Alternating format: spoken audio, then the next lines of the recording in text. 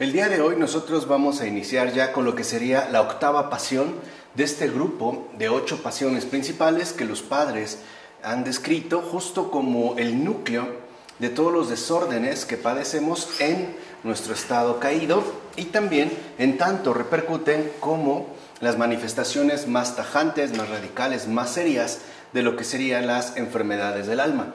Así pues, hoy tocaría ya el último a la octava. Veremos cómo entra el orgullo después. Muchos lo asocian, aunque los padres suelen tratarlo de una manera distinta, pero la octava de estas pasiones sería la cenodoxia.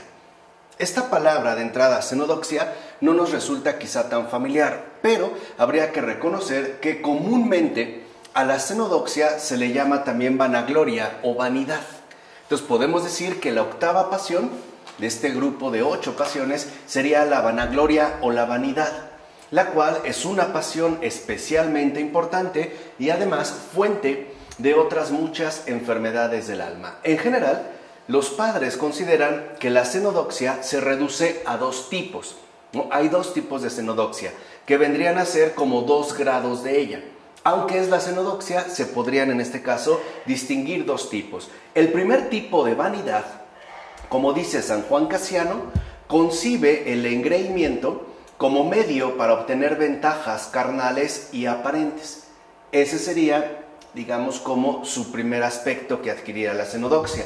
De hecho, esta es la forma más grosera de cenodoxia, es decir, la que afecta al hombre caído de forma más inmediata, fácil y comúnmente.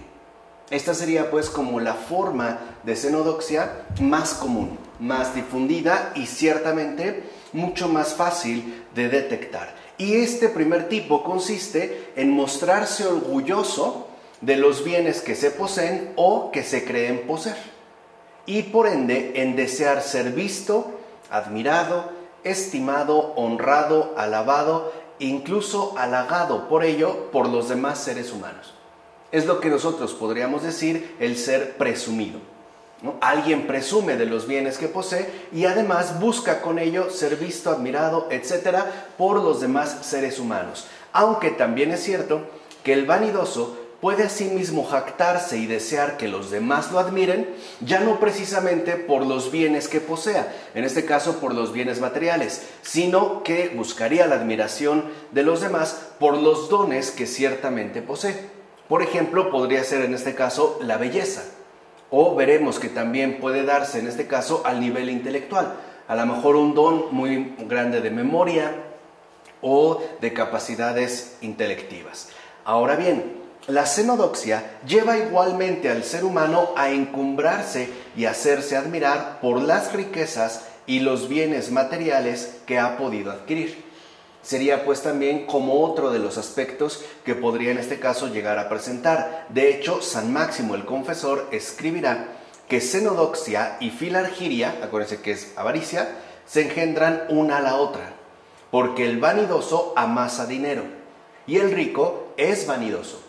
¿Por qué? Porque en este caso tendería a quedar encumbrado e incluso hacerse admirar por las riquezas y los bienes materiales que ha podido adquirir. Esto se puede ver, por ejemplo, en la vanidad de la persona rica, como describe San Máximo el Confesor, que busca mantenerse dentro del ámbito de la ostentación.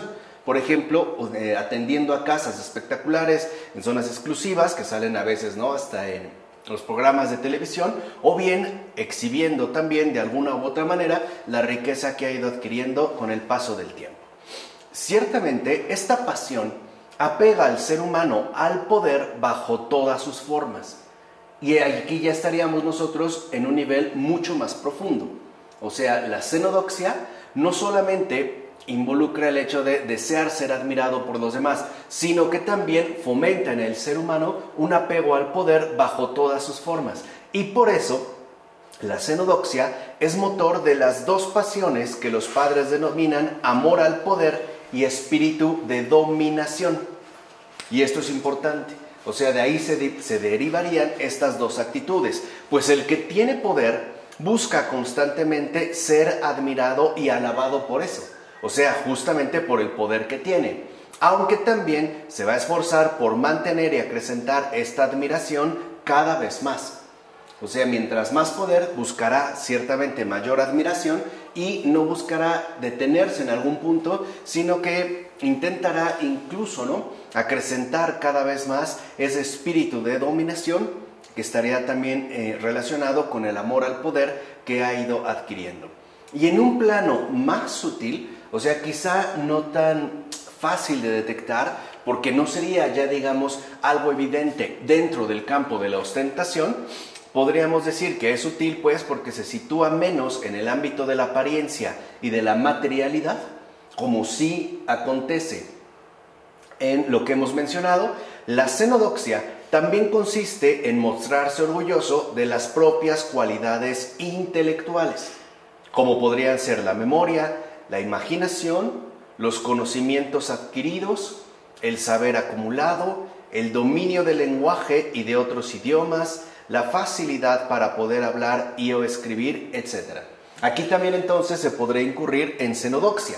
Por ejemplo, cuando alguien posea un don de memoria bastante importante, o bien de imaginación, o en base a los estudios que ha realizado y por ende a los conocimientos que ha logrado adquirir a lo largo de su vida, ¿no?, que podría transformarse también en un saber acumulado, o bien los estudios que ha realizado en diversas universidades de prestigio, quizá incluso alrededor del mundo, lo cual también lo puede llevar al dominio de la lengua, una elocuencia fina, y por ello también buscaría ser admirado, e incluso también por el dominio de otros idiomas. Por ejemplo, personas que hablaran diversos idiomas podrían incurrir en xenodoxia, además de tener facilidad de habla, incluso también de escritura, etc.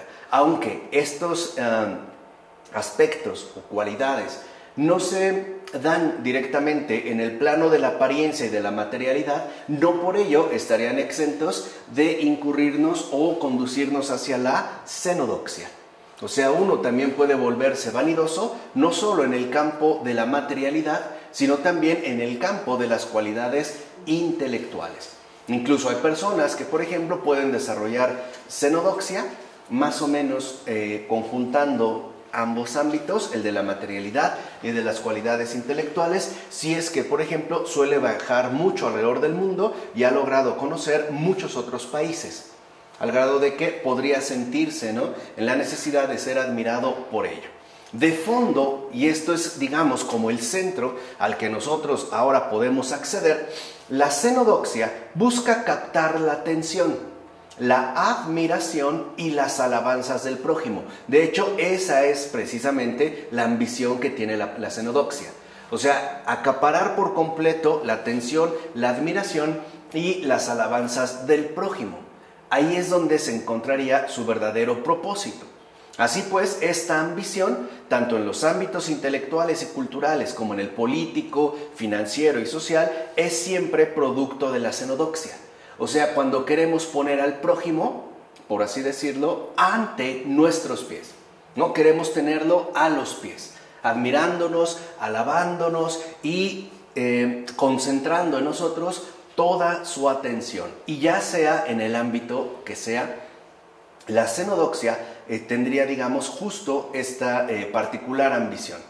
Ahora bien, el segundo tipo de xenodoxia, y también aquí es importante mencionarlo, como dice San Juan Casiano, aparece con el deseo de adquirir en vano un vano renombre por bienes espirituales y ocultos, que también suele ser mucho más frecuente de lo que podríamos llegar a suponer, aunque no sea, digamos, tan evidente como sí podría darse en los casos anteriores. Aquí, la xenodoxia consiste en jactarse ante sí mismo o ante los demás de sus virtudes espirituales. Y aquí estaríamos hablando en general, como lo mencionamos al inicio de este curso, de su ascesis, ¿no? Y en buscar por ello la admiración del prójimo. Entonces, hay una xenodoxia que, digamos, remitiría al campo particular de nuestra experiencia ordinaria, que haría referencia, dijimos, ¿no?, a los bienes que poseemos, incluso al ámbito de la apariencia, de la materialidad, aunque también de las cualidades intelectuales y culturales, y otro tipo de xenodoxia que estaría plenamente presente ya en el campo de la vida espiritual. O sea, también la xenodoxia ataca en este caso a una persona que lleva una vida espiritual seria. También es fácil pues que la xenodoxia por ahí llegue a colarse.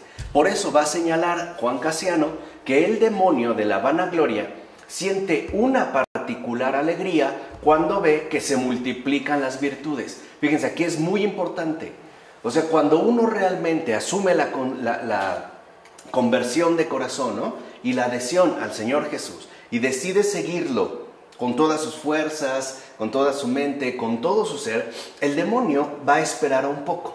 De hecho, ¿no?, se va a alegrar, si es que puede hacerlo, por hablar de este modo, cuando ve que sus virtudes se van a multiplicar. Y de hecho va a esperar a que esta persona haga acopio de todas las riquezas espirituales.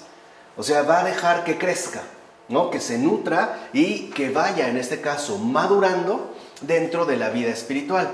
Porque al haber crecido en virtudes, al momento se pueden asentar en uno todos los pensamientos de la vanagloria. Entonces va a dejar en este caso que no se dé la ostentación, sino que crezcamos, por decirlo así, en perfección. Cuando ve que una persona está en la vida espiritual, el demonio como que se aparta un poco y dejará que la persona crezca en perfección, llegado incluso al punto de que adquiera todas sus riquezas espirituales, y si no todas, por lo menos la mayoría. En tal caso, la xenodoxia puede llegar a ocupar ella sola, fíjense, ella solita en el ser humano, todo el sitio que ostentaban las demás pasiones. Por eso veremos aquí en dónde se empieza a manifestar su verdadera gravedad. Cuando ésta se instaura, llegando al punto que hemos mencionado, puede ocupar solita todo el sitio de todas las demás pasiones. De ahí que la xenodoxia posea un poder realmente grande, pues su carácter sutil y su capacidad para revestir numerosas formas difíciles de captar la vuelven especialmente de percibir y por tanto de combatir.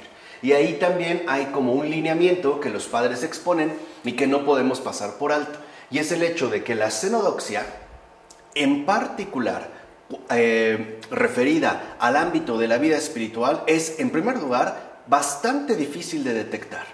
No se puede percibir tan fácilmente, y por lo tanto la xenodoxia, en particular en el ámbito de la espiritualidad, de lo espiritual, de la vida ascética, es realmente difícil de combatir. Incluso podemos decirlo que ya a este grado la xenodoxia aparece como un mal, pero en forma de bien. Y por eso no es tan fácil poder discernir qué tanto hay de xenodoxia, o bien si es que ésta está o no presente dentro de nuestras prácticas espirituales habituales. Los ancianos, escribe Juan Cassiano, han descrito muy bien la naturaleza de esta enfermedad comparándola con una cebolla. Decían los ancianos, ¿no?, los sabios, los padres del desierto: cuando le quitamos una capa, encontramos al momento otra, y cuantas más capas retiramos, más encontramos. Ese es el carácter de la xenodoxia. Por eso los padres lo describen a la manera de una cebolla. Le quitamos una capa, pero encontramos otra, y le quitamos otra, y hay otra, porque alcanzará niveles bastante profundos. Fíjense, por ejemplo, yo me enorgullezco de ayunar, y luego, cuando suspendo el ayuno para no hacerme notar, me vanaglorio de mi humildad y prudencia. Fíjense, ahí se ve el carácter sutil que posee. En un primer momento me puedo sentir muy orgulloso de los ayunos o las penitencias que realizo, pero cuando las suspendo por prudencia e incluso por mantenerme en humildad, incluso me puedo llegar a sentir bastante confortado y reconfortado por la postura que asumo. Entonces, aunque yo actúo por humildad y prudencia, o aunque yo estoy haciéndolo guiado por estos criterios, esto no significa que estaría exento por completo de vanidad. ¿Se entiende? Ahí es donde radica ya su verdadero peligro. Por consiguiente, resulta en verdad difícil escapar de la vanidad. Es bien difícil escapar de la vanidad, pues hasta lo que hacemos para desembarazarnos de ella puede llegar a convertirse en una nueva fuente de vanidad, pero más sutil. O sea, en este caso, más difícil de detectar. ¿Estamos? Ahí es donde en efecto podríamos nosotros ir, ¿no?, como incurriendo en vanidades cada vez más sutiles y por lo tanto, como hemos dicho, más difíciles de detectar y por lo tanto de combatir. Ahora bien, Dios mismo ha concedido a la naturaleza humana tender hacia la gloria. Hemos sido creados para la gloria, para ser gloriosos, pero es la gloria divina a la que estamos destinados. O sea, este propósito central no en efecto cambia.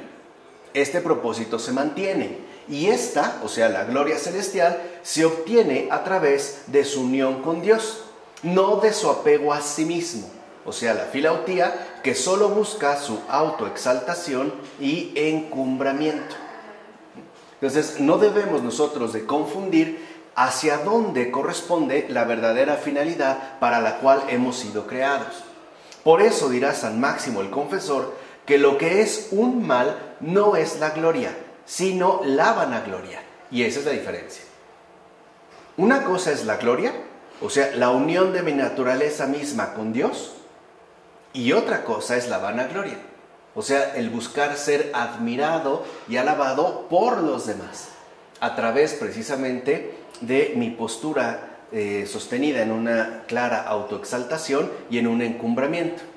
Y San Juan Clímaco enseña en el mismo sentido que nuestra alma por naturaleza ama la gloria, pero debe ser la gloria del cielo, no la de la tierra. Esa es la diferencia. Uno de hecho debe aspirar a la gloria del cielo, vamos a decirlo así, a la santidad. Para eso fuimos creados, no a la gloria de la tierra, o sea, a la celebridad, al encumbramiento, a ser famoso por las riquezas, por mis cualidades o por lo que realice. Por eso hay que estar como muy al pendientes de lo que solemos hacer para no incurrir dentro de la xenodoxia. Sobre todo, no equiparando la gloria del cielo con la gloria de la tierra. ¿De acuerdo? Ahora, puede decirse entonces que la vanagloria proviene de la maldad astuta del demonio, no de Dios. Esa sería, digamos, parte también de su estrategia. Y la gloria que el ser humano recibe de Dios es por participación en la unión con Cristo y no por la autoexaltación, por el encumbramiento de mi persona en este mundo y además ante los otros. Ahí es donde radicaría pues esta diferencia sustancial. Y esta gloria, de que es por participación en la unión con Cristo, es la única que en verdad merece este nombre, porque es absoluta, real, genuina y eterna. Vamos, lo que yo les había dicho, ¿no? La gloria, la verdadera gloria y la celebridad en este mundo, incluso la fama. Por mucho que una persona adquiera renombre en este mundo, no es real puesto que lo puede perder. Y tampoco va a ser eterno puesto que sería provisional. Bastaría con que pasaran algunas circunstancias para que esto quedara deshecho. Pero al apartarse de Dios, el ser humano se dedica a la búsqueda de la gloria mundana. Nos apartamos de Dios y entonces nos vamos a concentrar en la búsqueda de la gloria mundana, la cual es una miserable compensación de la ausencia de la gloria celestial, que en principio le correspondía. Entonces, cuando nos apartamos de Dios y por lo tanto nos apartamos de la gloria que en principio nos corresponde, lo que vamos a hacer es buscar de lleno la gloria terrenal, o sea, el reconocimiento en este mundo, o sea, la vanagloria, que no es otra cosa más que una miserable compensación. Por eso San Doroteo de Gaza escribe que quienes desean la gloria se parecen a un hombre desnudo que busca sin cesar un jirón de tela o de cualquier otra cosa para tapar su indecencia.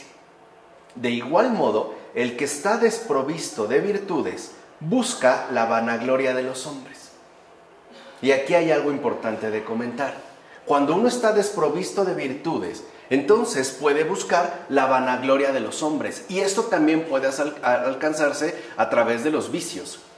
Basta con que hoy veamos cuáles son, en gran medida, las verdaderas celebridades de estos tiempos. Son los criminales de todo tipo, desde los más burdos hasta los más sutiles.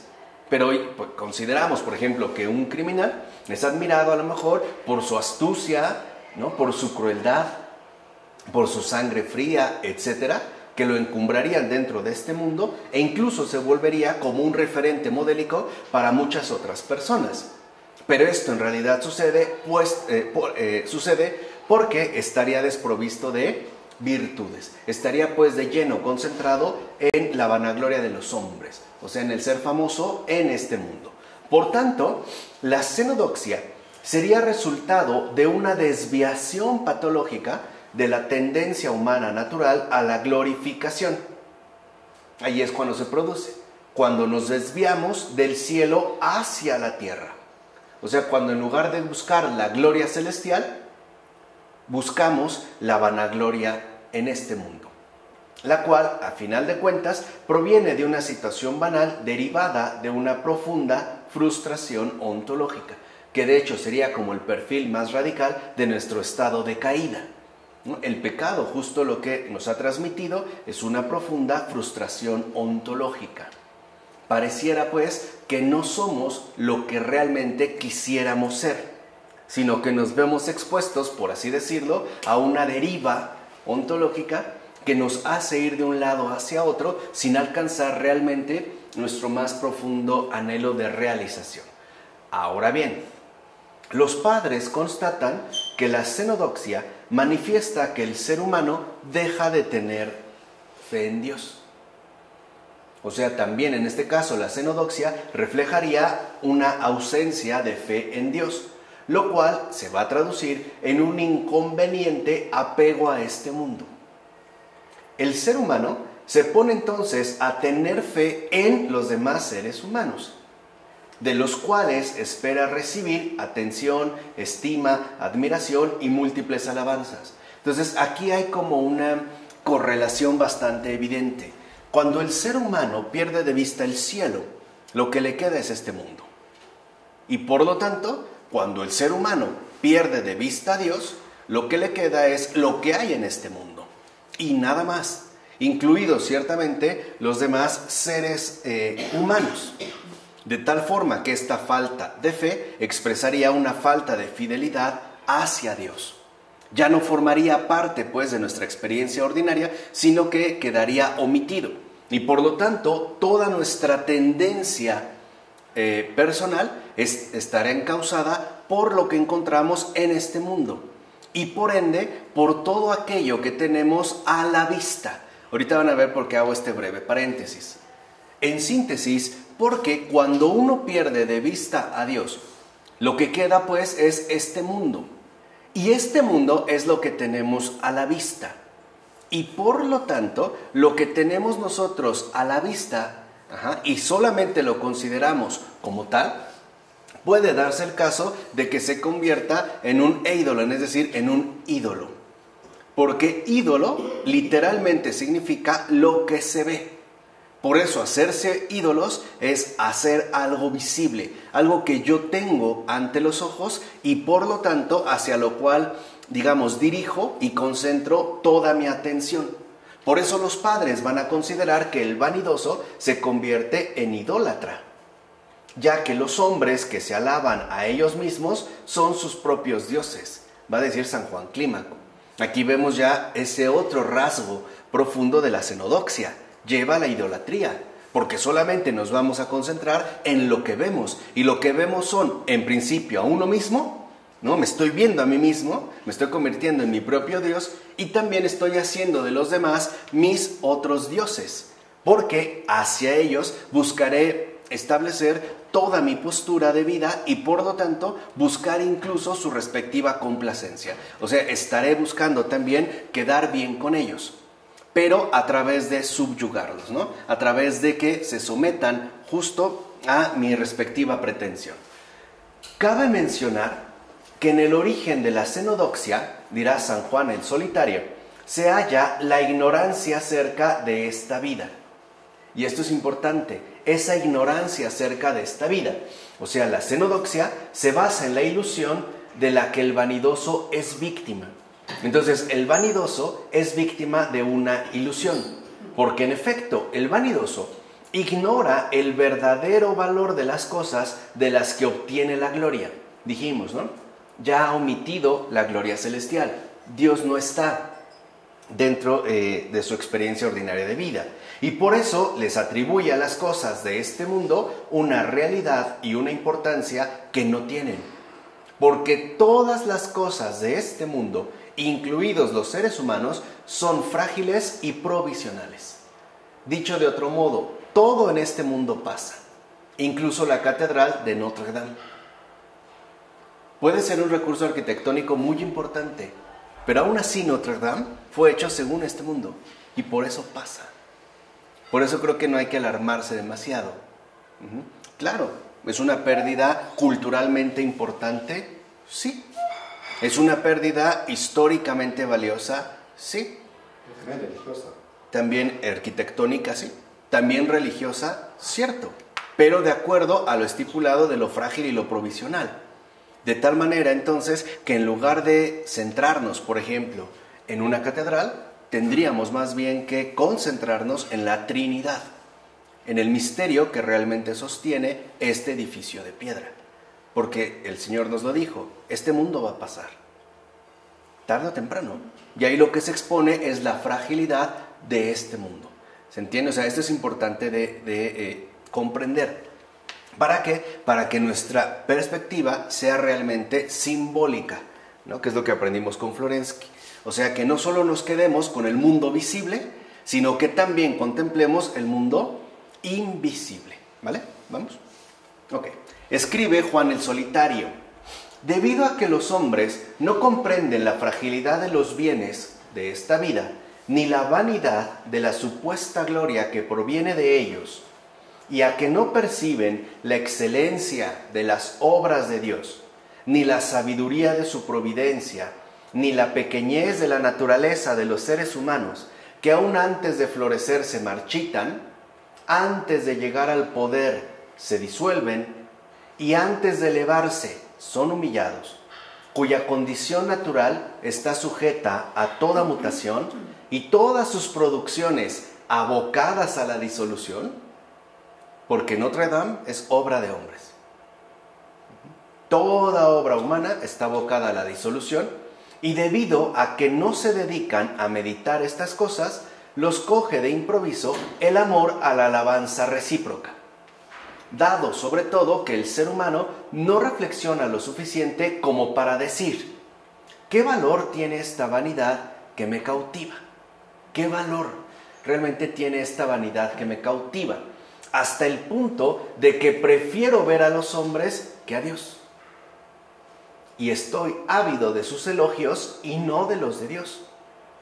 Como si la gloria que viene de ellos fuera superior a la gloria del Maestro Universal.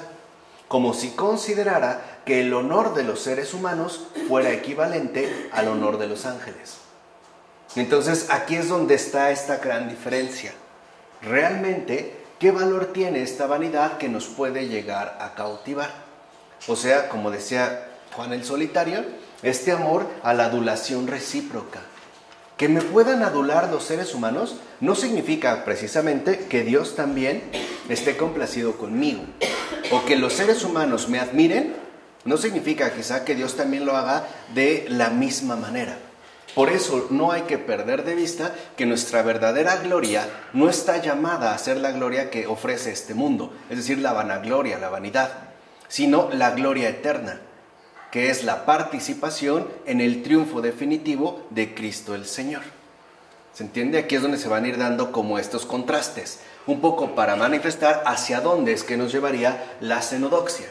Por su parte, San Juan Crisóstomo pregunta lo siguiente, que San Juan Crisóstomo es como siempre muy pertinente, ¿no? Pregunta: ¿por qué corres tras una sombra en lugar de atrapar la verdad? ¿Por qué buscas lo que es perecedero y no lo que permanece? Abandona pues el humo, la pura sombra, la hierba vil, las telarañas. Es imposible encontrar una palabra que exprese como es debido esta miserable inconsistencia. Porque este mundo no tiene consistencia, es inconsistente, cambia, pasa, muta. Y añade: las cosas humanas no son más que ceniza y polvo. Un polvo que el viento disipa. Sombra, humo, una hoja que es juguete del viento, una flor, un sueño, un ruido que pasa, un aire ligero que se desvanece por casualidad, la pluma ligera que sale volando, el agua que se escurre y todavía menos que todo esto, que es justo a lo que el vanidoso se apega. Así pues, San Juan Crisóstomo subrayará el carácter patológico de este insano apego a vanas realidades humanas que propicia la cenodoxia. Acuérdense, la cenodoxia es producto de una ilusión.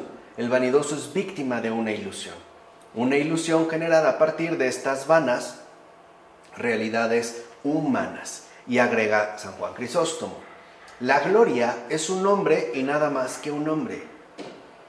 ¿Quién es entonces el hombre insensato que se apega a nombres sin realidad, a fantasmas de los que tarde o temprano tendrá que huir? En síntesis, ¿por qué amáis la vanidad y buscáis la mentira? Y ahí está la radicalidad de la cenodoxia. De fondo, la cenodoxia nos aparta de Dios porque renunciamos a la verdad y preferimos la mentira. Hoy podríamos decir el espectáculo, la alabanza recíproca entre seres humanos, la celebridad mundial, el aplauso y que tengamos el reconocimiento de todos los demás a partir de los bienes que poseemos, tanto materiales como inmateriales y, sobre todo, lo dijimos también, espirituales. Ahí es donde encontramos el verdadero meollo de esta pasión. ¿Por qué de fondo la cenodoxia nos apega a la mentira? Preferimos la mentira a la verdad. Preferimos los seres humanos a Dios. Preferimos este mundo al cielo.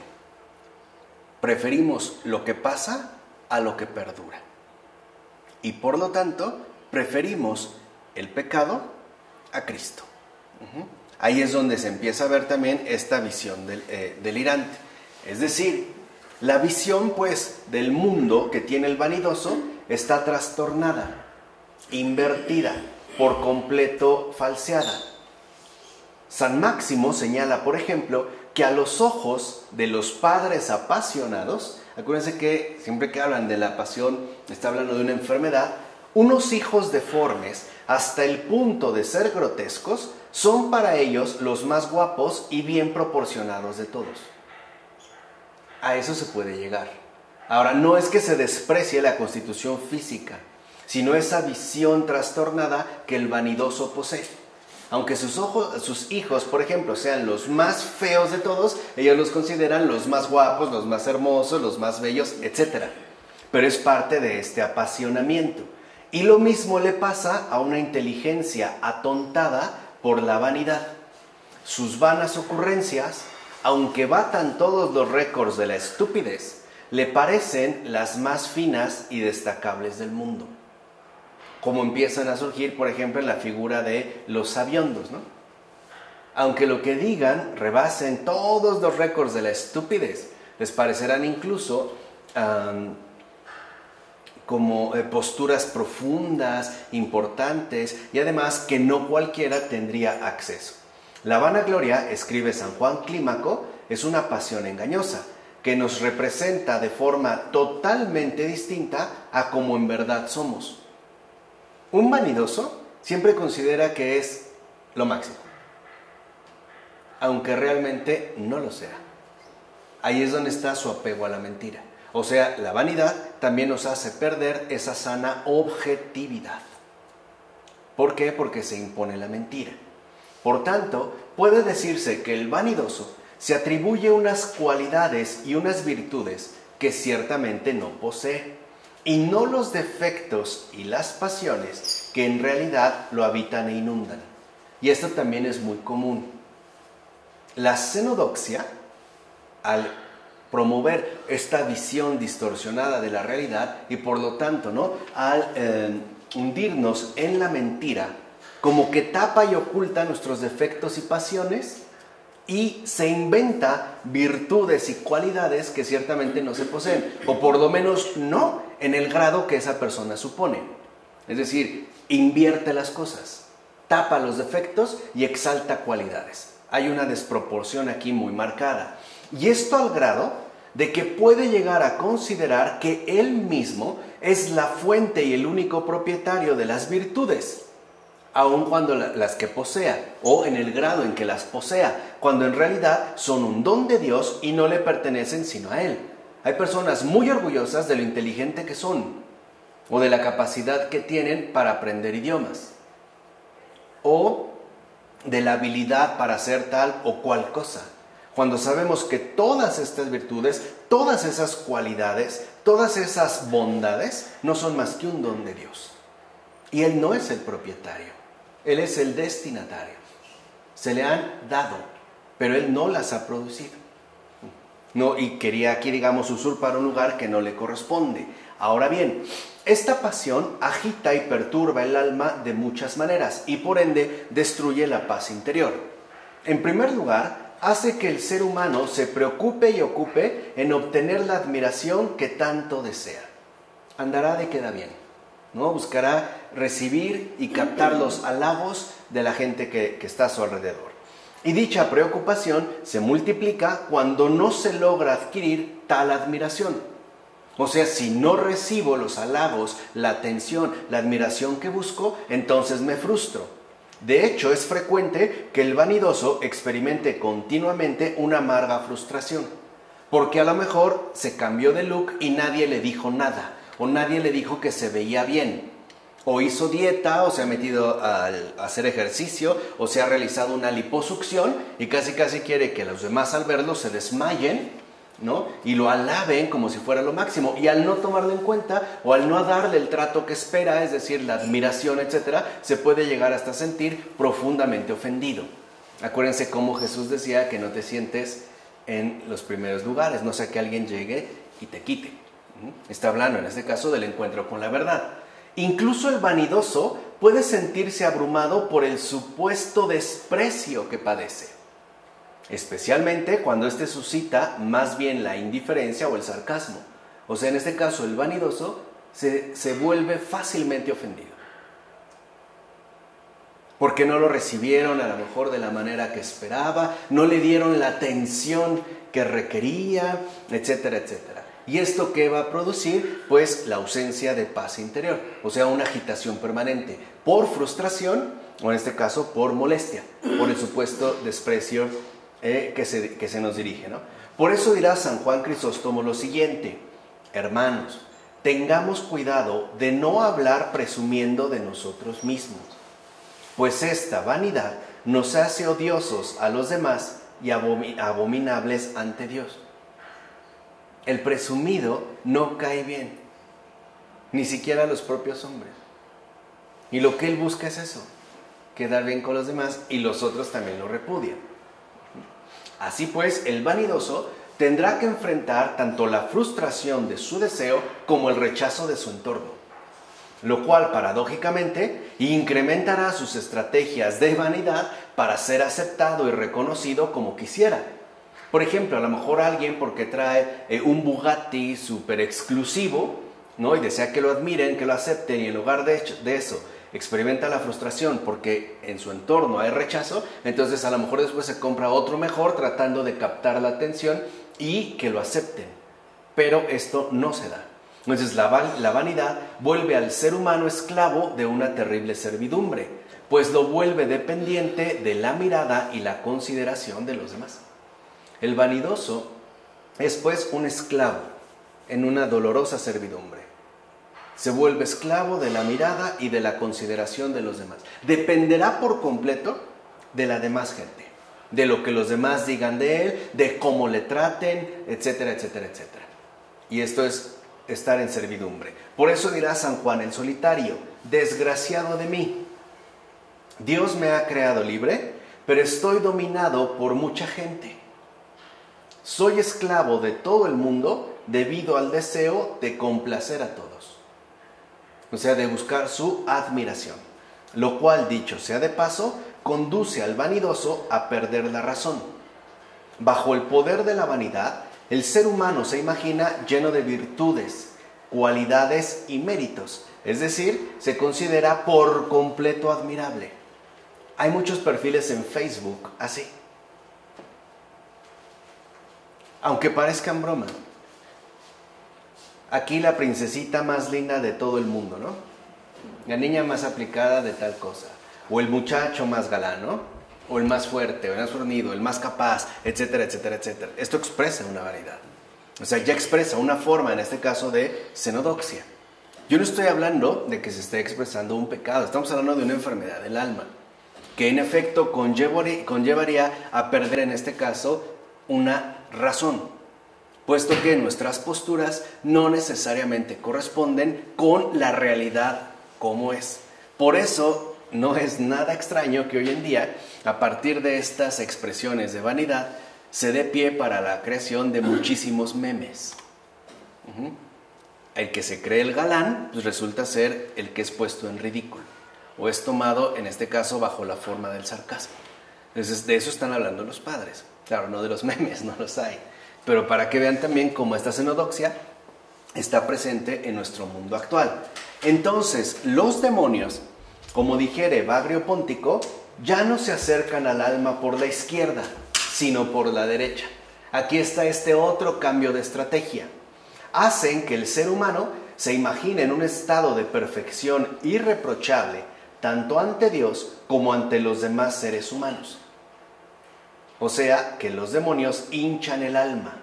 Este acercamiento por la derecha no es otra cosa sino la aparición del orgullo. Por ejemplo, a Santa Catalina de Siena, que ya en vida pues, tenía fama de santa, ¿no? Aunque ella nunca lo reconocía ni nada, el demonio al momento de su agonía utilizó su última estrategia. Al ya estar llena de virtudes, de reconocimiento de la gente que le rodeaba, que se acercaba a ella, etc. Entonces, lo que hace el demonio ya no es ir por la izquierda, o sea, ya no hace guerra, sino que ahora se va a acercar por la derecha. ¿Cómo? Tratando de introducir el orgullo, porque el orgullo, como veremos más adelante, es la caída más fatal. Es la caída, la peor caída de todas. De hecho, orgullo y condenación van de la mano. Por eso el demonio, en el momento en el que ya Santa Catalina de Siena está en su agonía, es decir, a punto de morir, se le aparece y lo primero que hace es hacerle una reverencia. Y le dice: Catalina, qué buena eres. Fíjense, se acercó por la derecha, amablemente y reconociendo algo. Y le vuelve a decir el demonio: Catalina, qué buena eres. Tú eres una santa. Y le hizo así como aparecer todas las buenas obras que había hecho, todas sus virtudes, su pureza, etc. Fíjense, se acercó por la derecha. Y en ese momento Catalina le responde: ¿qué? ¿Una santa yo? Jamás. Era el no permitir que entrara el orgullo. Ya después falleció. Pero ese es el ataque por la derecha. Por ejemplo, hay veces en las que una persona puede realizar una muy buena obra y los demonios se acercan por la derecha amablemente diciendo: oye, has hecho mucho bien. Eres muy bueno. Y sí, como que uno se siente como complacido, ¿no? Como hinchado. Se hincha el alma. Como pavo real. Por eso dicen, no te esponjas como pavo real. Se esponja el alma y sí se siente. Se hincha el alma. Uno se siente como esponjado. Pero ahí lo único que hay que hacer es reconocer la verdad. Este bien es gracias a Dios, no a mí. O de haber sido por mí no lo hubiera hecho. Es la verdad. Todavía no he hecho nada. No he hecho nada, ¿no? O sea, y es la verdad, o sea, no es que uno se tenga como que maquillar, ¿no? No. O sea, en este caso sería la verdad, pero es muy frecuente, ¿vale? De hecho, la xenodoxia es la precursora, el comienzo y la madre del orgullo. Y por tanto, de todas las demás pasiones que de ahí derivan. La blasfemia, el desprecio del prójimo, el espíritu de dominio, el amor al poder, el endurecimiento del corazón y la desobediencia. Por eso el demonio nunca nos va a proponer el orgullo de manera directa, sino que primero va a empezar a fomentar la xenodoxia. Aunque también es cierto que engendra la ira y todos sus demás satélites. El odio, el rencor, los celos, las discordias y las peleas. Además, de la xenodoxia procede la mentira, la hipocresía, la vana palabrería, la lujuria, la filarquiria, la pleonexía y la tristeza. Ahora bien, como enseña San Juan de Gaza, no debemos olvidar que todo lo que va acompañado de vanagloria procede del demonio. Todo, o sea, cualquier rastro, por mínimo que sea, de vanagloria, es rastro del demonio. Por decirlo, por tratar de ofrecer una imagen, donde el demonio pisa, ahí deja su huella. Y su huella es cenodoxia. Todo, cualquier lugar donde haya la más mínima vanagloria, eso es del demonio. De hecho, esa es su escuela, su modo de entrenamiento, su principal centro de enseñanza. Por ahí va. Y si ven, la deja hasta el último. Aquí la cuestión va al revés. Acuérdense que la primera era la filautía. ¿Recuerdan la primera pasión? Que era como la que estaba al principio. Pero la filautía es como este cebo que hoy suelen utilizar algún tipo de criminales. No sé si saben que hoy hay un modo, por ejemplo, de asalto, incluso de agresión, que se está volviendo frecuente, donde tocan a lo mejor a tu puerta o al timbre y es una niña pequeñita, chiquita, que está llorando porque te dice que está perdida. Entonces, de entrada, lo que suele hacer la gente es abrir la puerta y agacharse. Y en cuanto se agacha o se acerca a la niña, le caen los criminales. Y ya sea que la despojen de sus pertenencias, roben su vivienda o incluso la secuestren. Porque la niña parece totalmente inofensiva. Y así es la filautía. Parece completamente inofensiva. Aquí lo que vemos es que el demonio siempre opera así. Comenzará por algo en apariencia inofensivo. Porque su propósito es que empecemos a adentrarnos en la trampa que él nos va poniendo, como esta niña. Ah, pues no es grave, ¿no? ¿Qué tiene de grave? Acuérdense que la primera pasión, ¿cuál era? Gastrimargía. Y aparte de que se vinculaba con nuestra necesidad de alimento. Parece lo más normal y lo más común, pero ahí vemos toda la implicación. Porque lo que busca es que podamos empezar para caer. O sea, lo que él busca es el precipicio. Y el borde del precipicio es la cenodoxia. Porque lo que sigue es el orgullo. Entonces, lo que quiero que entiendan es este modus operandi. Por eso es tan importante que no olvidemos lo que mencionó San Juan de Gaza. Por tanto, aquel que acepta dentro de sí esta pasión de cenodoxia, en realidad realiza la voluntad del diablo y se convierte en su juguete y esclavo. Dirá Abba Isaías: quien ama ser glorificado por los seres humanos, entrega su alma a sus enemigos, y estos le entregan a muchos males y se apoderan de ella. ¿Qué le dijo el demonio directamente a Jesús? Te daré todo esto, ¿no? Que es a lo que quería llegar al final. Comienza por los panes que aparenta no tener nada que ver con él. Como lo rechaza, después lo sube para que se autoexalte él, como tampoco. Entonces al final ya muestra abiertamente su propósito. Te daré todo esto, todos los reinos de este mundo, si te arrodillas y me adoras. Esa es su escuela. Ahí se ve la pura vanagloria, es decir, el orgullo. Por eso es importante verlo aparte. Porque el orgullo está tan próximo a la cenodoxia que muchos padres prefieren estudiar estas dos pasiones de manera conjunta. O sea, tanto la vanidad como el orgullo. Pero no son exactamente lo mismo. De hecho, el orgullo se presenta como el culmen de la vanagloria. Es decir, como el resultado que ésta alcanza en su más alto desarrollo. Entonces, la vanagloria puede mantenerse más o menos a un cierto nivel, pero cuando ésta realmente se desarrolla y alcanza su máxima plenitud, lo que surge es el orgullo. ¿Vale? Por eso escribe San Juan Clímaco que entre estas dos pasiones no hay más diferencia que la que se da entre un niño y un hombre, entre el trigo y el pan. Pues la cenodoxia es el comienzo del orgullo. Y el orgullo es el fin y la consumación de la cenodoxia. Entonces, ¿hacia dónde nos quiere llevar el demonio? Al orgullo. Pero no va a ser por vía directa, sino por vía indirecta. Porque mientras más involucrados estemos con las pasiones, más fácil es acabar en este resultado. además de que será al mismo tiempo mucho más difícil poder salirse de ahí.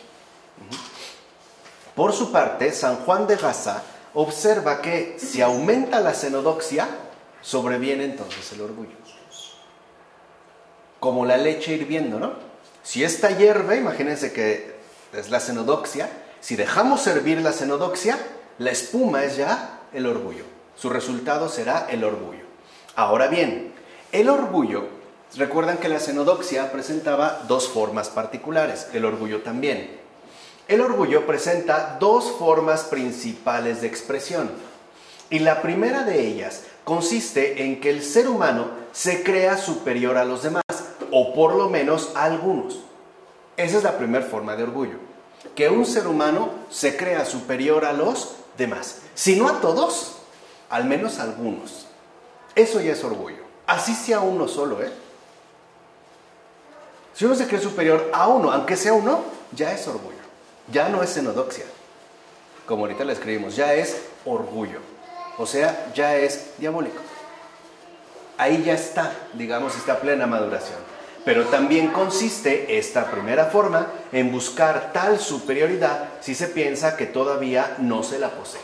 O sea, una puede ser que yo ya asumo una postura de superioridad con respecto a los demás, así sea uno o algunos, o en tratar de hacerlo si es que considero que no lo tengo. Por ejemplo, luego se suele dar entre vecinos.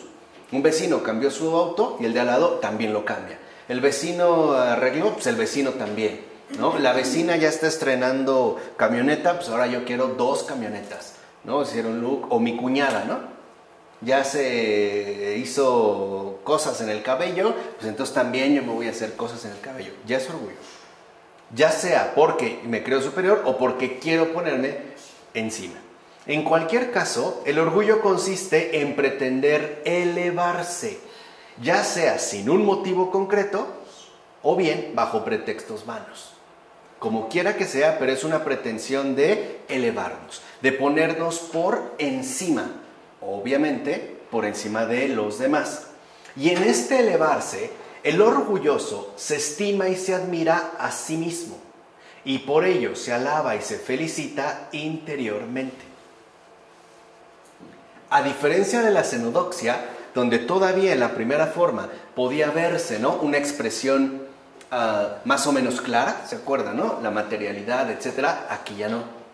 Porque el orgullo, por así decirlo, se vive interiormente. No es algo que se tenga que ver tan, digamos, de modo exterior, sino interior. Y aunque estas actitudes se encuentran también en la cenodoxia, en esta última pasión, el ser humano espera sobre todo las alabanzas de los demás. ¿Recuerdan? En esta servidumbre. Mientras que el orgulloso, las alabanzas se las atribuye y se las adjudica él mismo. Por ejemplo, diciéndose, qué bueno eres. Ya no necesito que me lo digan, yo lo realizo para mí. Ya no necesito que los demás me lo digan. Ay, qué hermosa, qué guapa, qué guapo, mira qué fuerte, qué galán, etcétera, ¿no? Están ellos autoalabando, ya no necesitan a los demás. Ellos mismos se atribuyen y se adjudican las alabanzas que esperan. Ciertamente, al elevarse, el orgulloso rebaja correlativamente a su prójimo. Lo mira por encima del hombro, lo desprecia e incluso llega a no hacerle caso para nada, como si no existiera. Dice Babrio Póntico. El orgulloso tiene una mirada despótica. El orgulloso ofende solo con mirar. Su pura mirada ofende, degrada al prójimo. La forma en que si lo mira, porque también puede darse que ni lo mire, que ni siquiera se rebaje a dirigirle una mínima mirada. Y a mí me tocó en un momento de tránsito, una persona pobre pidiendo monedas. Iba otra persona en su auto súper deportivo y el otro le extendió la mano, le tocó la ventanilla 3 veces. Ni siquiera bajó el vidrio. Bueno, ni lo miró. El otro siguió viendo hacia al frente. Eso es orgullo. Y aparte está convencido de que el otro lo está molestando a él. Es una molestia. Porque no tiene ni que tocar su superauto. Eso es orgullo. Ahora, no crean que solo esa persona es el orgulloso. Nosotros también tendemos a hacerlo así, ¿ok? Además, el orgullo entonces empuja al ser humano a compararse con su prójimo. Y antes de afirmar su supuesta superioridad, buscará enfatizar lo que le distingue de él, o sea, su diferencia total. Lo que busca el orgulloso es la distinción. Por eso se hablará de que el orgulloso es distinguido, ¿no? Mira este cómo come, yo como muy bien. Mira este cómo viste, yo visto impecable. Mira él cómo habla, en cambio yo, etc. Eso es orgullo. Pero si lo ven, lo primero que va a buscar es establecer una tajante distinción. O sea, aquello que nos marcaría en una clara diferencia. De hecho, el arquetipo de esta actitud patológica nos lo presenta el Evangelio con el ejemplo del fariseo que dice: yo no soy como los demás hombres, o incluso como ese publicano, lo vemos en Lucas, ¿no? Así pues, el ser humano, por el orgullo, experimenta la necesidad de compararse, es decir, de establecer jerarquías, ¿no? No sé, alguien se va a pelear y dice: pues yo no me voy a rebajar a pelearme contigo. Eso ya involucra que tú lo estás viéndome, no te vas a rebajar. Es más, yo no soy como tú, ¿no? Yo no sé qué cosa, o sea, eso es orgullo. Antes de llegar a la conclusión de su superioridad absoluta o relativa en uno u otro ámbito. Porque hay orgullosos que consideran que son superiores en todo. Hay quienes consideran que al menos en algo, o por lo menos en uno u otro ámbito, aunque no alcanzaran esta superioridad absoluta. Y ante tal necesidad de comparación, el ser humano se siente movido sobre todo a juzgar desfavorablemente a su prójimo y a criticar casi sistemáticamente su forma de pensar y de vivir. O sea, el orgulloso siempre tiene en la mira al otro para degradarle. ¿Ya viste que no se cambia la camisa? ¿Ya viste que no se peinó? ¿Ya viste tal cosa? Entonces el orgulloso se vuelve un crítico sistemático. Pero en realidad esta crítica sistemática está basada en un juicio desfavorable, porque es la manera de presentarlo como, digamos, por debajo. Y en esta comparación él ganaría, en este caso, ventaja, ¿no?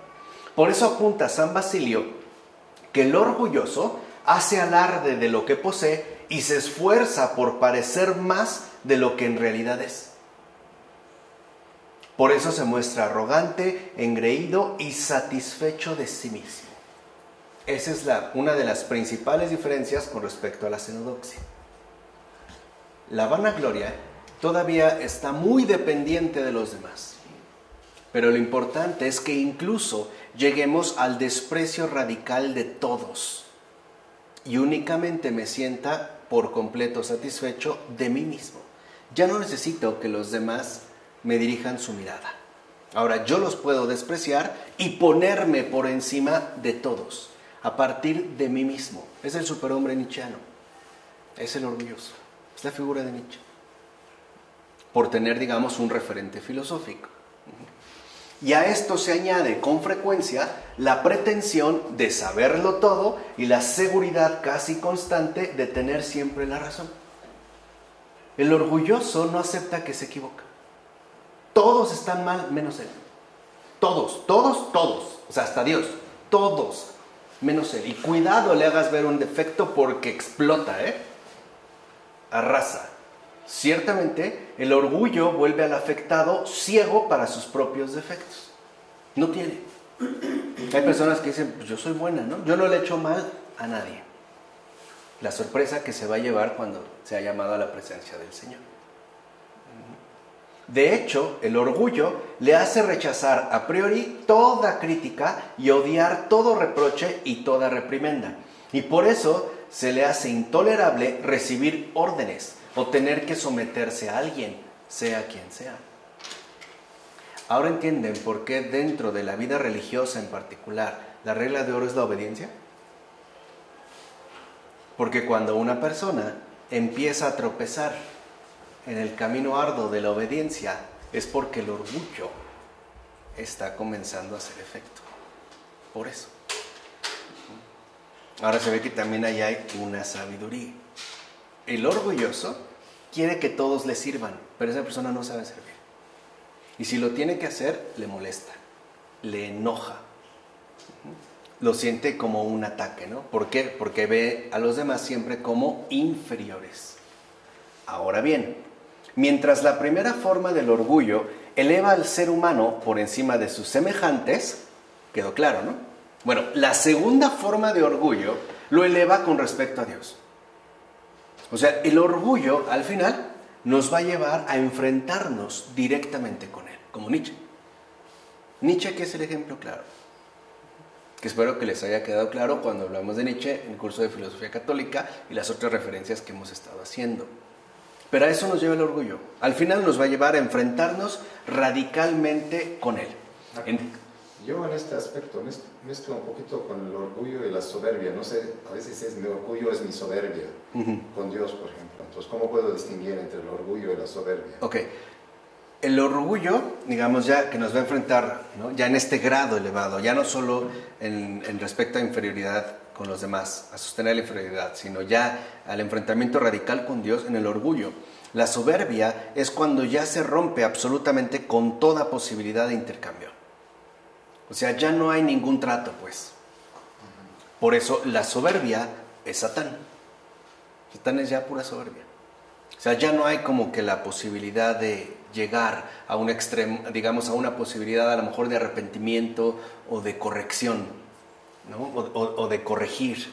Ahí todavía puede ser orgullo, pero la soberbia es ya un no definitivo a Dios. Puede haber lucha y ese es el orgullo, pero la soberbia es Satán. O sea, ya cuando no hay posibilidades de aceptar otra cosa que no sea uno mismo. No, podemos decir que la soberbia es un orgullo muy elevado. Es ya el culmen del orgullo, o sea, ya el orgullo pleno, así, total, vamos a decir, ¿no? Absoluto. Entonces, aquí por eso el orgullo aparece como una pasión de gravedad extrema. Todos los padres afirman una y otra vez que esta es la peor de todas. O sea, la peor de todas es el orgullo. Y recuerdan que es la que provocó la caída de Satán, la de los ángeles que se convirtieron en demonios y la del ser humano mismo. Entonces, lo que vemos es que el orgullo, ¿qué lleva en sí? Caída. Que es lo que yo les dije hace rato. El orgullo lleva en sí caída. Vamos a decirlo así, el orgullo es la semilla de la condenación, de la caída total. San Juan Casiano, por ejemplo, explica así el pecado y la caída de Satán. Veamos lo que dice San Juan Casiano. Dice, creyó que el esplendor de la sabiduría y la belleza de las virtudes con las que le había adornado la gracia del Creador, las había obtenido por el poder de su propia naturaleza y no por la magnificencia divina. Se ven ahí ya hay como este enfrentamiento radical con Dios. Infatuado por tal motivo, como si no tuviera necesidad del auxilio divino para perseverar en su pureza, se juzgó entonces semejante a Dios y pretendió que como Dios no necesitaba a nadie. Puso entonces su confianza en su libre albedrío y creyó que de este modo podría procurarse en abundancia todo lo que la perfección en la virtud y la beatitud eterna exigen. Así pues, este único pensamiento fue su primera caída. Entonces, la primera caída es ya en este caso por orgullo. Recuerden que una de las cosas que él no aceptó, porque fueron los primeros creados, ¿no? Los espirituales, los espíritus, y el primero fue Lucifer, que es el lleno de luz, no aceptó que él en su pureza espiritual sirviera a un gusano de mezcla espiritual y material como es el ser humano. Ahora, al rechazar esta obra, lo que está rechazando es a Dios mismo. Está rechazando a Dios. Y por ello él considera que para romper por completo, él debe entonces mantenerse a sí mismo y por sí mismo. Por eso lo dijimos cuando estudiamos la fe de los demonios. Satanás está convencido de que él se ha creado a sí mismo. Dios no es su autor. O sea, en pocas palabras, no le debe nada. Él es su propio creador. Sabemos que es una vil mentira, ya lo desenmascaramos. Pero es un poco la idea que quiero que tengan. Ahí está la soberbia. Ya la soberbia es considerarme por completo dueño de mí mismo.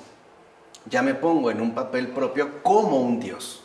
Por eso este mismo santo va a citar a continuación las siguientes palabras del salmista. ¿Qué dijo el salmista? En el Salmo 51, versículo 9. Este es el hombre que no reconoció que Dios era su auxilio, sino que se apoyó en la abundancia de sus riquezas y confió en sus vanos recursos. Por su parte, San Juan Crisóstomo señala que este mismo pecado es el que se perpetúa por influencia del diablo en todos aquellos seres humanos que adoptan la misma actitud orgullosa de Satán. Entonces, lo que podemos ver es que el objetivo central de Satán es que este mundo quede completamente contagiado por su propio proceder. Eso es lo que él busca, que se perpetúe por medio de esta influencia, de influenza.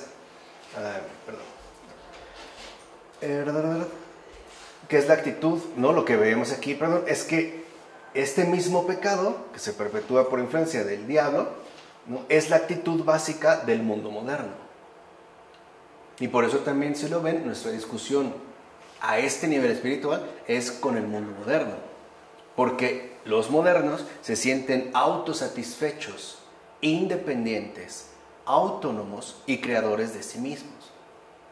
Y no reconocen que haya algún auxilio fuera de las propias riquezas y de los propios recursos. Hoy incluso para mejorar el mundo se apela a los recursos con los que se cuentan, riquezas materiales e inmateriales. Pero simple y sencillamente es este mismo tipo de actitud. Dice San Juan Crisóstomo: este ángel orgulloso es el que los hace caer desde entonces en la misma impiedad, engañándolos con la ilusión de que se volverán semejantes a Dios. Y vean cómo vuelve a aparecer la cuestión de la caída. El propio Jesús lo dijo: vi a Satán caer del cielo como un relámpago. Caer, eso es a lo que conduce. El orgullo se presenta pues como una negación o un rechazo de Dios que puede a veces tomar para el ser humano la forma de una sublevación abierta, tal y como lo hizo Satán, tal y como lo hace Nietzsche. Puede tomar ya esta forma de sublevación abierta, pero no es la más común. Por eso, en este caso, Nietzsche sí es admirable, porque lo hace abiertamente y asume una postura que, al menos hasta donde yo alcanzo a ver, ninguno que se diga realmente nietzscheano ha seguido. Ni uno, solo Nietzsche, hasta llegar literalmente a la disolución y a la locura. Veremos por qué. Veremos por qué incluso la locura de Nietzsche tiene una base y la podemos comprender a partir de aquí. Pero en la mayoría de los casos, el orgullo se manifiesta de manera menos llamativa, que es precisamente lo que o el perfil que ha asumido el mundo moderno, y en gran medida también su heredero inmediato, que sería el mundo contemporáneo. Es decir, como rechazo del auxilio divino y como confianza presuntuosa en las propias fuerzas. Ese dice San Juan Clímaco. Esta es una forma mucho más extendida, pero sigue siendo orgullo. Ya no es un rechazo total de Dios de manera abierta y explícita, sino un rechazo de ese auxilio divino, poniendo toda la confianza, presuntuosamente, en nuestras propias fuerzas y en nuestros propios recursos. Por eso les he dicho que hoy es muy común que se hable, por ejemplo, desde fondos de ahorro, fondos de inversión para asegurar nuestro futuro, para que si atravesamos una dificultad o llegásemos a tener un momento crítico, tengamos los recursos necesarios para salir adelante. Pero en realidad la confianza, ¿en quién está puesta? En nosotros mismos. Por eso muchos buscan adquirir propiedades, alhajas, oro, compran dólares, ¿no? O qué sé yo, alhaja, no sé, oro, qué sé. Pero esa es una forma de orgullo. Por tanto, el orgulloso se niega a considerar que Dios es el autor de su naturaleza, el principio y el fin de su ser, y también la fuente de todas las cualidades y de todos los bienes que posee, porque se los atribuye a sí mismo. En síntesis, el orgulloso se atribuye todo esto a sí mismo, o como dijera San Doroteo de Gaza al hablar de esta segunda forma de orgullo: consiste en atribuirse las buenas obras a uno mismo y no a Dios. Ahora podemos comprender por qué los padres señalan que esta segunda forma de orgullo afecta especialmente a quienes sobresalen en alguna virtud. especialmente las espirituales. De hecho, aparece con más vehemencia cuando los otros vicios han sido extirpados, y ahí es donde se manifiesta también su proceder terrible. San Juan Crisóstomo llega a decir que los otros males que hay en nosotros provienen de nuestra negligencia. Eso me parece que lo vimos acá. Mientras que el orgullo lo contraemos haciendo el bien. Por eso les dije, cuando el demonio ve que una persona se entrega de lleno a Dios, lo deja. Deja que crezca en virtudes, porque por ahí es por donde lo va a desviar más fácilmente. El orgullo entonces llega a ocupar en el alma por sí solo el lugar de todas las pasiones vencidas, al grado de que el orgullo llenará el alma por entero. Entero, Ya no se va a necesitar otra pasión. Solo habrá puro orgullo. Así, el orgullo aparecerá como el mantenimiento en el alma de un estado de separación de Dios. Vivir fuera de Dios, llevar una existencia totalmente autónoma, que no es el gran sueño moderno. No por eso hemos discutido con Kant, con los modernos, esta cuestión de autonomía. No vimos la invención de la autonomía, o sea, del gran sueño moderno, es decir, una existencia totalmente independiente de él, y afirmarse uno mismo como el único principio y fin de la propia existencia es una manifestación clara de este orgullo fundamental que ciertamente perpetúa el pecado ancestral. Por eso la perpetuación del pecado ancestral tiene como principal aliado el orgullo. Así pues, todo ser humano que vive fuera de Dios, es decir, al margen de Él, entiéndase esto, que no lo toma en cuenta para la realización de su existencia, lo ignora o lo olvida. Y por ende, lo niega implícitamente y ocupa su lugar. Este es el efecto principal del orgullo. Que nos dirijamos hacia la siguiente pretensión: ocupar el lugar de Dios. Ahora yo mismo soy mi Dios, mi principio y mi fin. Por eso el ser humano manifiesta ser orgulloso en tanto permanece en un estado de separación, aunque sea relativa, aunque sea un poco con respecto a Dios, ya sea de tipo exterior o bien interior. Porque hay personas que a lo mejor tratan de mantener un tipo de separación exterior, por ejemplo, no declarándose creyentes. Pero hay personas que se dicen creyentes y no obstante mantienen un estado de separación más bien interior. Por ejemplo, aunque reciban la enseñanza del Evangelio, al final es sí, pero yo hago lo que quiero. O esto me gusta y esto no me gusta. Entonces yo sigo mi camino. O sea, está siguiendo a Satán, pues. Está siguiendo la invitación de Satán, ¿vale? Con una apariencia de bien. Por eso el orgullo enfrenta al ser humano contra Dios y contra su prójimo. Pues es obvio que la actitud del ser humano para con los demás depende en todo caso de su actitud y relación con Dios. Si una persona no es buena con los demás es porque su relación con Dios no es buena.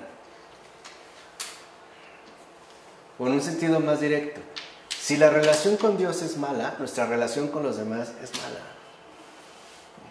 Por otra parte, queda claro entonces que la primera forma del orgullo tiene su origen y fundamento en la segunda, aunque en nuestro orden de aparición surja después. Pero es esta segunda forma la que está en la raíz de todo. En efecto, creerse superior al prójimo, buscar sobrepasarlo, colocarse por encima de él o pretender ser el centro en cualquier circunstancia y atribuirse a sí mismo todas las buenas cualidades o virtudes equivale para el orgulloso a autodeificarse. A eso nos quiere llevar, autodeificarnos, es decir, hacerse un pequeño Dios y por tanto pretender ocupar el lugar que únicamente corresponde al Dios verdadero, que es cima y centro, principio y fin, sentido y valor, fuente y fundamento de todo, incluido yo, por supuesto. Ahora bien, debido a que el orgulloso hace de sí mismo un absoluto, y esa es su pretensión, primero, no admite rival alguno. No admite que pueda haber otro igual, ¿no? Ahí vemos también nos podemos acordar del profundo perfil aristocrático de Nietzsche, ¿no? No admite rival alguno. Segundo, no soporta ninguna comparación que le ponga en desventaja. Por ejemplo, lo comparas con alguien, ay no, ese está más feo, o ay, ¿cómo crees? Yo no, o sea, no se acepta esto. Y tercero, teme todo cuanto pueda contradecir la estima que él mismo se tiene. Es decir, le quieres hacer ver algo que iría en contra de la estima que él mantiene, buscará ciertamente o bien negarlo, rechazarlo, o simple y sencillamente pasarlo por alto. Por este motivo, y por afirmar ante sí mismo y ante los demás la superioridad que se atribuye, critica sin piedad a su prójimo, lo desprecia, rebaja y repudia. Muchas veces alguien llega diciendo, oye, ¿te enteraste de lo que hizo fulanita, bla, bla, bla? Pero de fondo lo hace para que digan algo así como, qué bueno que tú no eres así. Tú eres buena, tú eres buena. O sea, repudiamos al prójimo porque buscamos que nos admiren a nosotros. Y si desprecia, rebaja y repudia a su prójimo, es porque niega a Dios y se pone en su lugar. De este modo, niega en sus semejantes la imagen divina que hace de cada uno de ellos un hijo de Dios en potencia. Es decir, el orgulloso no reconoce la elevada y real dignidad que el otro posee, sea quien sea. Y como deja de respetar a su prójimo en tanto imagen de Dios, el orgulloso es llevado a no tenerlo en cuenta para nada. No cuenta, literalmente. No puede verse como un plano de comparación, ni siquiera, ¿no?, de complemento. Además, debido a que el orgulloso confía en sus propias fuerzas en vez de confiar en la gracia divina, pues no reconoce que sin ella nada puede, y por otra parte afirma su total autonomía, negándose a ver en Dios su principio y su fin, el orgulloso se muestra lleno de arrogancia y autosuficiencia. El orgulloso está convencido de que si quiere, puede, y que todo lo puede. Nada más es que quiere. Nada más es que se aplique. De hecho, el orgulloso sustituye la voluntad de Dios por la suya. Ahora, lo que cuenta es su voluntad. Se va a hacer lo que yo digo, lo que yo quiero, no lo que me digan, no lo que me indiquen. Y lo puedo realizar. Por eso Nietzsche hablará de la voluntad de poder. Podemos decir la voluntad de poder o de poderío, pero esta voluntad de poder que también hemos comentado y que aquí se puede ver ya mucho más claramente. Y al hacerlo, no concibe el orgulloso que no sea él quien mande. Se tiene que hacer como él dice y cuando lo dice inmediatamente. Por eso rechazará obedecer o bien someterse a alguien más. Por ejemplo, a lo mejor, no sé, en un restaurante hay un problema y el mesero se acerca para darle una explicación. Yo contigo no tengo nada que hablar, háblale al gerente o quién es el dueño. Ese es orgullo. Es desprecio de él, considerar que no está a mi altura y yo tengo que estar por encima. Contigo, yo no hablo contigo, háblale al gerente, ¿no? O al dueño, es más, tráeme al dueño, ¿no? Y es más, si el dueño tampoco va a estar... Bueno, ese es el orgullo. Ahora, y como no reconoce en Cristo al arquetipo de su naturaleza, sino que se toma a sí mismo por norma y medida de todo, todo lo mide con referencia exclusiva a sí mismo. Todo tiene que ser confeccionado a su medida. Incluso el orgulloso se cree sabio, sabelo todo, experto, maestro, y va dando lecciones a todos y no soporta que le contradigan. En resumen, esto es lo importante. El orgulloso está lleno de sí porque está vacío de Dios. Por eso. El orgulloso está lleno de sí porque está vacío de Dios. Por eso es arrogante, despótico, etcétera, etcétera, etcétera. Por eso los padres dirán que el orgullo es una enfermedad terrible, como dijo San Leoncio de Neápolis. Una enfermedad muy grave y cruel, San Juan Casiano. Una enfermedad mortal, San Máximo el Confesor. De hecho, el orgullo aparece en los padres como la peor y la más tremenda de todas las pasiones. Creo que ya se entiende aquí por qué. Ahora bien, la actitud normal del ser humano consiste en que al hacer algo bueno o al constatar en sí mismo algún bien, que esto sí se da, se refiere a Dios. Es decir, que ve en ello un don y dé gracias al dador de todo bien. Esto a veces se da de forma bastante común, ¿no? A lo mejor ayudamos a una persona, ciertamente lo hemos hecho, y te dicen gracias. No, darle gracias a Dios o gracias a Dios. No es algo que me quedo, no es algo que remito a mí. No le digo arrodíllate. Bueno, a muchos sí, casi, ¿no? Gracias a mí tragas, ¿no? Gracias a mí comes. Yo que te saqué de pobre, o yo que te saqué ahí de tu pueblo, no eras nada, eras un don nadie, ¿no? Es a mí que pudiste hacer esto. Bueno, ese es el orgullo. Entonces Cristo mismo nos da ejemplo de esta actitud normal. Eso es lo normal, lo sano, lo más verdadero, ¿no? Cuando dice al que lo llama maestro bueno, el propio Jesús le dice, ¿por qué me llamas bueno? Nadie es bueno sino solo Dios. A veces dices, ay, qué bueno eres. Ay, no, ¿cómo crees? Pero es como, dime, sígueme diciendo que sí lo soy. Pero el orgulloso pervierte tal normalidad y remite el bien a sí mismo, haciéndose pasar por tanto como su principio y fin. Y por si esto fuera poco, también se lo agradece encarecidamente a sí mismo y lo reconoce como algo propio. Hay personas que se van a dormir verdaderamente agradecidas consigo mismos, alabándose a sí mismos. Así es ciertamente, como dice San Máximo el Confesor, que utilizamos el bien para que venga el mal. Y eso es lo grave. Utilizamos el bien para que venga el mal. Eso es lo que busca el demonio. En consecuencia, puede decirse que no es el conocimiento, como nosotros suponemos, lo que conduce al vértigo del orgullo, sino la ignorancia, como dijo San Juan Crisóstomo. Y esta ignorancia es, en primer lugar, ignorancia de Dios.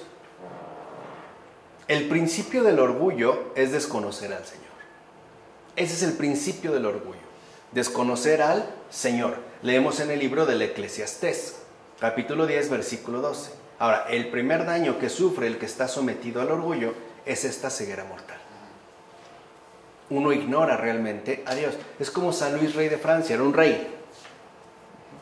Y él sabía que tenía que cumplir las funciones de rey. Pero cuando comía, por ejemplo, con las demás personas, mandó a derribar los muros de separación e hizo un comedor enorme para que comieran todos juntos. Y cuando le decían, pero ¿cómo vamos a comer con usted, que es el rey? Le dijo, sí, pero yo también tengo un rey. Y todos somos súbditos de él. Justo para no perder esta línea, ¿se entiende? Aunque él cumplía esas funciones, él sabía que a su vez hay un rey más grande que él. O sea, no desconocía al Señor, no padecía la ignorancia de Dios. Por eso el orgulloso adquiere también un desconocimiento delirante de sí mismo, pues se eleva a una falsa superioridad que para nada corresponde con la realidad. Es delirio, es locura. En efecto, lo cierto es que fuera de Dios el ser humano no es más que tierra. ¿Por qué hay tanto orgullo en la tierra y la ceniza? En un ser que mientras vive tiene ya los intestinos llenos de gusanos. Pregunta San Juan Clímaco. Piensa en la top model más impresionante y en el modelo más guapísimo que veas. También sus intestinos tienen mierda y tienen gusanos. También. Aunque no se vean, también lo llevan. Y el mismo San Juan Clímaco observa un profundo desajuste en esta pasión y por eso va a afirmar que el orgullo es una extrema pobreza del alma. Pobreza que imagina ser rica y toma sus tinieblas por luz. Hay orgullosos que, por ejemplo, consideran que son ricos porque no son tan pobres como otros, ¿no? Y eso es ceguera. Así pues, contribuyes a tu propia condenación al osar arrogarte aquello por lo que más bien deberías de dar gracias a Dios, como dice San Barzanufio, o como lo dijo también el gran San Bernardo. No está mal que presumas lo que tienes. No está mal, decía San Bernardo. Lo que está mal es que lo presumas como si no lo hubieras recibido. Eso sí. No está mal que presumas lo que tienes. Lo que está mal es que lo presumas como si no lo hubieras recibido. Porque todo lo hemos recibido. Todo. Podemos decir entonces que el verdadero conocimiento de sí mismo consiste en saber que no se es nada por uno mismo. O sea que por mí mismo no puedo nada. Es decir, al margen de Dios. Pero el orgulloso cree que sí es algo por sí mismo y por eso se enorgullece, dando con ello prueba de la ignorancia más total acerca de sí mismo. Y al ignorar lo que él es y desconocer su propia realidad, el orgulloso se priva de la verdad. Y ante tal privación, el prójimo será el primero en verse afectado. El primero. En lugar de ver y asumir al otro como un profundo cercano en Dios, o sea, un profundo cercano en Dios, es decir, como un hermano y un semejante, no. El orgulloso busca ante todo distinguirse y separarse de él a través de afirmar su supuesta superioridad. Tú y yo no somos iguales. Yo entro en la zona VIP, tú entras con la chusma. Yo como tal cosa, tú no. Yo voy a tal lado, tú no. Yo tengo, tú no tienes. Eso es Satán. Eso es orgullo. Eso es puro orgullo. Lo cual, dicho sea de paso, establece un modo de distanciamiento basado en la oposición. No hay comunión, no hay convivencia. Lo que hay es oposición.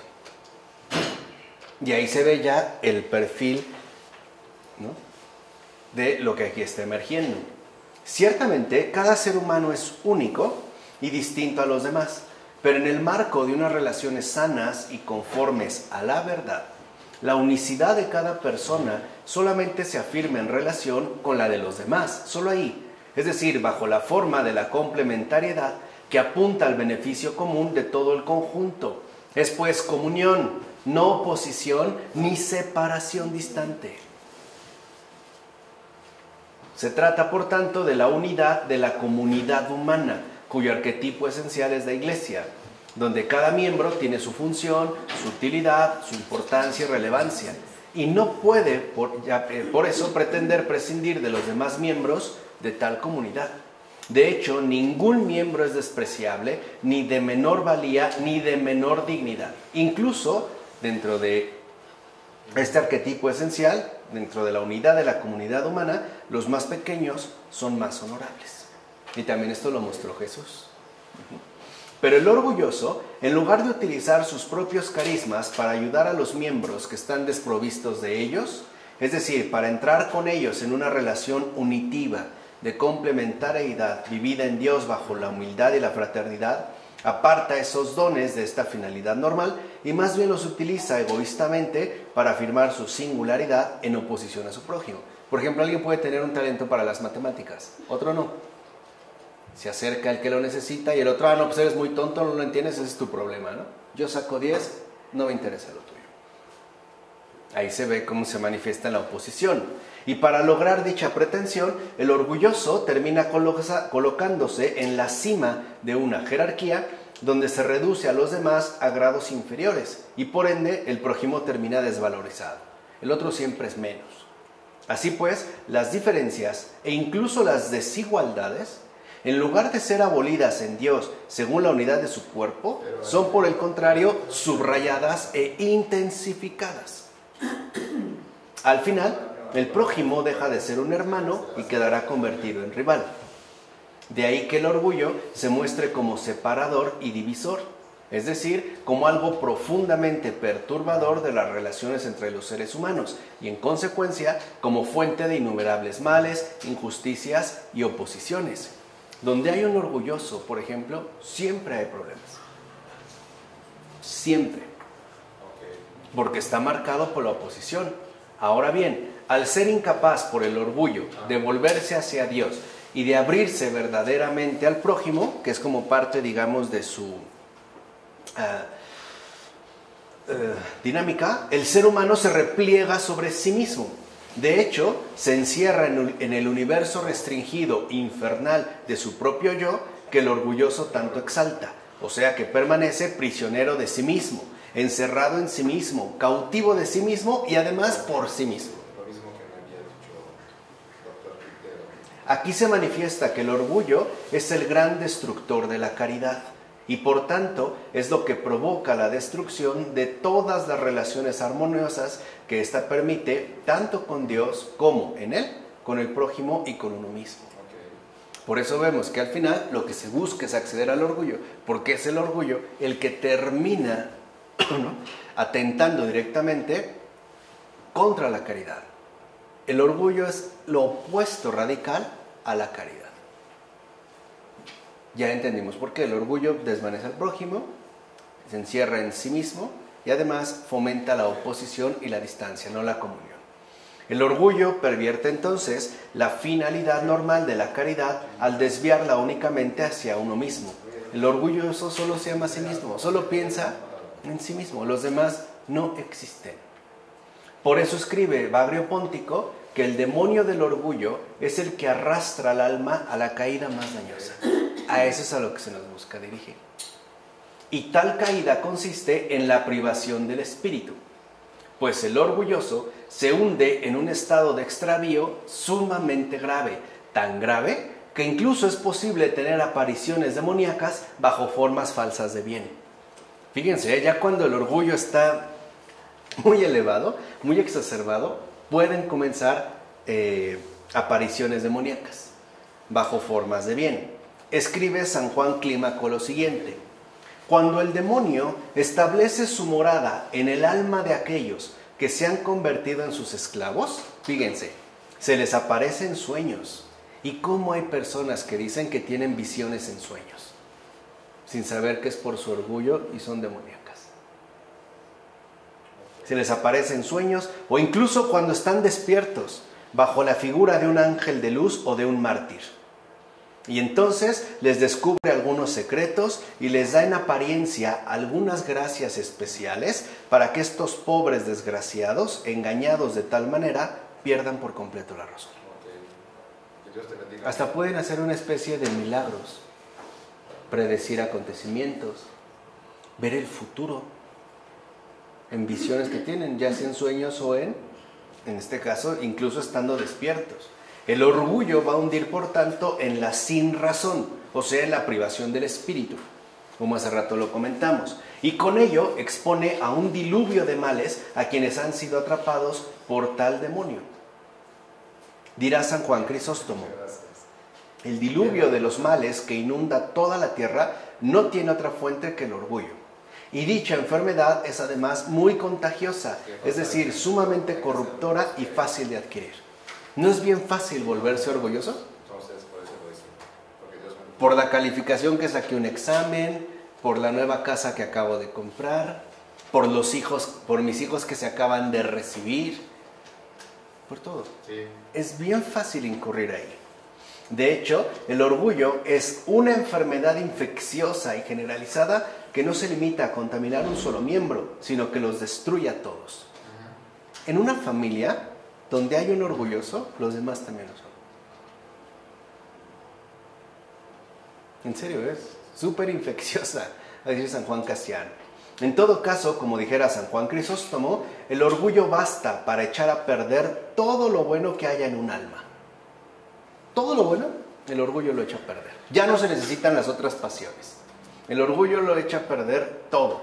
Por eso van a considerar los padres que el orgullo es la raíz, la fuente y el padre de todo pecado. Y este es un detalle importante. Antes de pecado hay orgullo. ¿Se entiende? El orgullo está en la base de todos los pecados del mundo. Es la raíz corrompida de donde brotan todos los demás retoños del pecado. Por eso lo que vemos es que la actitud y la vivencia de Jesús en esta tierra no tenían nada de orgullo. Para empezar, siendo Dios y hacerse hombre, ¿no? Que es lo que vio San Pablo, lo que se conoce como kenosis. Y todavía hombre aceptando una muerte de cruz, sin ningún reconocimiento. Si hubiera sido cualquier ser humano, bueno, pero siendo Dios mismo, ¿quién puede superar esa humildad? Incluso al grado de que siendo Dios le lava los pies a sus propias criaturas. Imagínense eso, nada más para que lo vean. ¿Cuáles supermanjares tenía? Ropa fina, diversiones. Qué bonito. Nada. Ni siquiera almohada para reclinar la cabeza. Y nosotros nos enojamos de la Restonic, que no me acomoda, ¿no? Por eso San Juan Cassiano dirá que, aunque esta enfermedad sea la última y venga al final de la lista de las pasiones, ¿se acuerdan las 8? Por su origen en el tiempo, ocupa el primer puesto. Viene al final, pero en su origen, digamos, temporal, está en la base, está en el principio. Además, el orgullo no conduce al fin deseado, sino que empuja hacia el desprecio y el repudio por parte de los demás. Al tener unos elevados sentimientos sobre sí mismo, quiere que todos le honren, pero todos más bien le desprecian. Al que se encuentra poseído por esta pasión, le sucede todo lo contrario de lo que desea, dice San Juan Crisóstomo. Quisiera ser, ¿no?, como muy reconocido y en realidad termina siendo despreciado. Además, el miedo que tiene el orgulloso de ver discutida e impugnada la imagen superior que posee de sí mismo puede volverlo agresivo, desconfiado, susceptible en exceso y obsesivo, pues piensa que todo el mundo le persigue y ataca. Por eso no es casual que cuando la gente va a limpias a ver collares con brujos, etcétera, siempre te dicen que te tienen envidia. Es que te tienen envidia. No, y es una persona bien cercana a ti, ¿eh? Pero no es tanto por la envidia, es por tu orgullo, de creer que sí, que eres tan buena, que estás tan superior, que pues, obvio la gente te va a envidiar, ¿no? ¿Cómo no? Pues ahí está el gancho, ¿qué no lo ven? ¿Qué no ven esa tomadura de pelo? Funciona gracias a tu orgullo. La gente que se enreda en cuestiones de brujería es por su orgullo. Por eso siempre les digo, como el argumento importante es que tienen envidia, ¿no? Una mujer así, un hombre tal que fue a tu casa, algo te echó y tú pues, no te diste cuenta, pero te vamos a sacar de aquí, ¿no? Te vamos a hacer un buen trabajo, vas a ver. Pero primero paga. Y sabemos que no es barato. Hay gente que se ha quedado sin nada. Bueno, por otra parte, el orgullo impide reconocer los propios errores, o bien no permite confesarlos públicamente ni pedir perdón a quien se haya agraviado. El orgulloso no sabe pedir perdón. Y por ende tampoco sabe perdonar. El orgulloso no sabe pedir perdón, no sabe perdonar. Los padres afirman que incluso el orgullo lleva al ser humano a no ver ya sus propios pecados. Todo está bien. Y si hizo algo mal, no fue con mala intención, además salió mal por él, bla, bla, bla, bla. Todos tuvieron la culpa menos yo. O sea, si estuviera yo solo en este mundo sería perfecto. Porque nadie echaría a perder mi gran obra de vida, ¿no? Sí. Y en consecuencia lo conduce a olvidarlos por completo y por tanto a conservarlos, perpetuando así el estado de separación de Dios. En contraste, el orgulloso no olvida las ofensas. Ah, claro, eso sí que no. No olvida las ofensas que los demás le han causado y por ello alimenta en su corazón un rencor expansivo e intensivo. El orgulloso no sabe pedir perdón, pero no olvida lo que se le hizo. Así haya sido mínimo. Y lo ve de una manera, ¿no?, terrible. Para terminar, recordemos que el diablo desempeña un papel de primer orden en la génesis y el desarrollo de esta grave enfermedad. De hecho, en el orgullo, el ser humano queda poseído por el diablo mucho más que en las otras pasiones, hasta el punto de que éste, al dominar enteramente su alma, puede permitirse dejarlo en paz. Ya no tiene que hacer nada. Ya. Solito ya. Ya. San Juan Clímaco escribe que el orgulloso no necesita ya al diablo, pues se ha convertido para sí mismo en un demonio y un enemigo. Ya no se necesita al diablo. También San Juan Crisóstomo afirma que el orgullo hace del ser humano un demonio. No olvidemos, pues, que el orgullo fue la causa de que Satán y muchos ángeles se convirtieran en diablo y demonios. O sea, que el orgullo es la perpetuación de la condenación.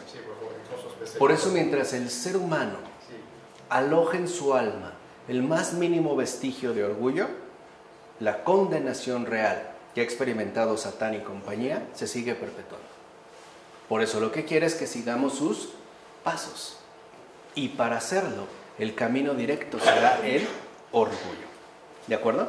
Con esto acabamos ya pues la cuestión de las enfermedades, de las 8 pasiones. La siguiente ocasión ya veremos nosotros la transmisión de estas enfermedades bajo otra perspectiva. Pero con esto terminamos pues el panorama de las pasiones. Hay que meditar sobre la cuestión del orgullo. Para eso tenemos de hecho la Semana Santa. Justo para eso. En nombre del Padre, del Hijo, del Espíritu Santo. Amén.